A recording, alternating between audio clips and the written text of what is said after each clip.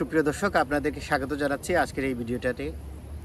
ভিডিওটা আসলে খুবই গুরুত্বপূর্ণ। যে অনুসন্ধানী সাংবাদিক আল জাজিরার আই ইউনিটে কাজ করেন জুলকানাইন শায়ার ভাই ফেসবুকে একটা পোস্ট দিয়েছেন যে বিমান বাংলাদেশ এয়ারলাইন্স যেন একটা মাফিয়া চক্র।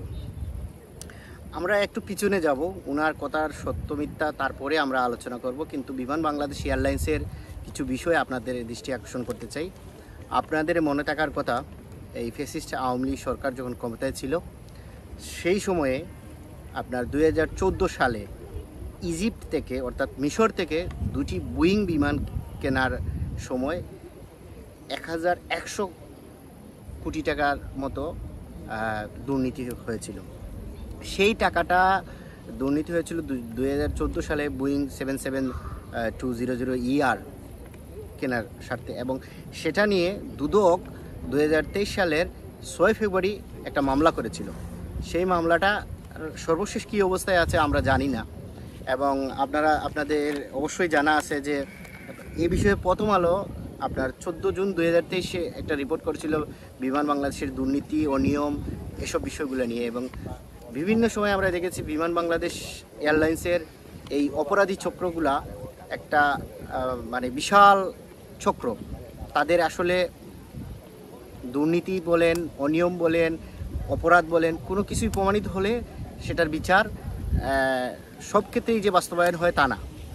আমরা জানি যে নারী কর্মীদের কে হয়রানি, যৌন হয়রানি থেকে শুরু করে আপনার দুর্নীতির যে চক্রের যে বিষয়গুলো, সেই বিষয়গুলো আমাদের কম বেশি সবার জানা আছে।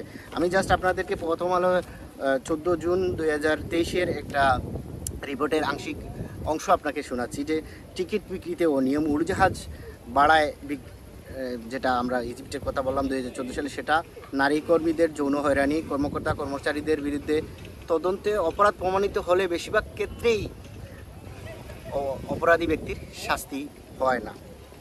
এই বিচারহীনতার সংস্কৃতির কারণে আসলে বিমান বাংলাদেশ একটা মাফিয়া চক্র গড়ে উঠেছে। সেই মাফিয়া চক্রগুলো মূলত বিমান বাংলাদেশকে ধ্বংস করে দিচ্ছে। আমরা জুলকানাইন শায়ার ভাইয়ের স্ট্যাটাস থেকে যেটা জানতে পারলাম বা দেখতে পেলাম যে পরিবারতন্ত্র এবং যারা নতুন ট্রেনিং নিয়ে এসেছেন তাদের জায়গাটা আসলে মূলত তাদেরকে অচ্যুত চিন্তা করেন পরিবারতন্ত্রে যারা কাজ করেন বিমান বাংলাদেশে তারা। কারণ হচ্ছে তাদের স্বামী, স্ত্রী, ছেলে, মেয়ে, শালা, শালিকা, বউ, মানে এই যে পরিবার, যেটা এই টোটাল পরিবারটাই তাদের পরিবারতন্ত্রের আলোকেই গড়ে উঠেছে বিধায় অপরাধ করলে ওরা পার পেয়ে যায়। কিন্তু যারা নতুন ট্রেনিং করে আসে বা নতুন পাইলট হয় বা নতুন যারা নিয়োগ পায় তাদের বেলায় কিন্তু ওরা মানে একটু নিচু জাতের, উনি যে স্ট্যাটাসটা দিয়েছেন নিচু জাতের চিন্তা করে বা তাদেরকে একটু আমরা যেটা সহজ ভাষায় বলে কুনোই মেরে রেখে দেয়, সেই জায়গাটা চলতেছে। এবং শুধু এটা না, সবচেয়ে বড় বিষয়টা হচ্ছে অহরহ অপরাধ হচ্ছে। এবং আপনারা জানেন যে সোনা চুরাই এই চালানের সাথে বিমান কর্মকর্তাদের জড়িত থাকার বিষয় একাধিকবার আলোচনায় এসেছে।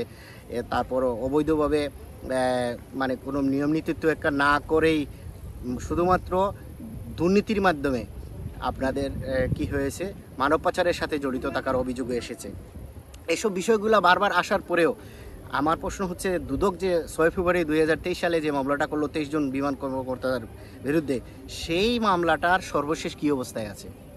এবং শায়ার ভাই যে কথাটা বলছেন যে কোনো সরকারি বিমান বাংলাদেশ এয়ারলাইন্সের এই মাফিয়া চক্রদের কিছু করতে পারে না, কেন করতে পারে না? কারণ যে সরকারি ক্ষমতায় আসে সেই সরকারের কোনো না কোনো লোকজন বিমান বাংলাদেশ এয়ারলাইন্সের থেকে এই সুবিধাটা নেন। এটা হচ্ছে সোনার ডিম দেয়া হাঁস।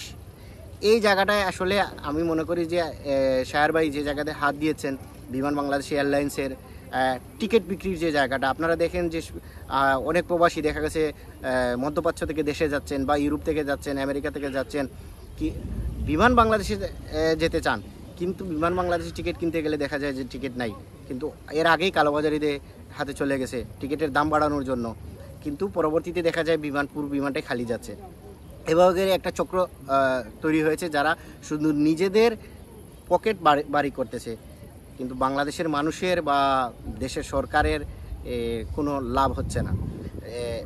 এছাড়া যে বিষয়টা হচ্ছে বিমান বাংলাদেশ এয়ারলাইন্সের মূল জায়গা যেটা আপনার ল্যান্ডিংয়ের যে জায়গাটা, বাড়া দেওয়ার জায়গাটা, এই বিমান বাংলাদেশের বিমান বাড়ার যে বিষয়গুলা, এই বিষয়গুলো আসলে খুঁটিনাটি বিষয়, যন্ত্রপাতি এবং বিমানের যে টোটাল একটা সিন্ডিকেট, যেটা এই সিন্ডিকেটে হাত দেওয়াটা আমি মনে করি এখনই সময়। আমি বর্তমান তত্ত্বাবধায়ক সরকারের কাছে অনুরোধ করব, সাহের ভাই যে বিষয়টা হাত দিয়েছেন, আমি অন্যান্য যে যারা আছেন অ্যাক্টিভিস্ট, তাদেরও আসলে এই বিষয়টায় আওয়াজ তোলা উচিত। কেননা এটা আমাদের জাতির স্বার্থেই দরকার। কারণ বিমান বাংলাদেশ এয়ারলাইন্স চাইলেই আমরা লাভজনক করতে পারি। আমরা দেখতে পাচ্ছি যে পৃথিবীর অনেক বিমান সংস্থা, শুধু বিমানের কারণে আমরা অনেক দেশকে চিনি। আপনারা এমিরেটস এয়ারলাইন্স চিন্তা করেন, পৃথিবীর মানে সেরা একটা বিমান সংস্থা। আপনারা কাতার এয়ারলাইন্সের কথা চিন্তা করেন, কুয়েত এয়ারলাইন্সের চিন্তা, সৌদি এয়ারলাইন্সের এখন বেশ ইমপ্রুভ হয়েছে। ফ্রান্সের যদি দেখেন, ফ্রান্সের ইয়ারের যে জায়গাটা আছে, এরকম কিন্তু পৃথিবীর বেশ ভালো ভালো আছে। শুধুমাত্র আপনার আয়ারল্যান্ড থেকে একটা বিমান ইউরোপের ভিতরে ডোমেস্টিকভাবে চলাফেরা করে, রায়ান এয়ার্স, সেটা কিন্তু অনেক প্রফিটেবল।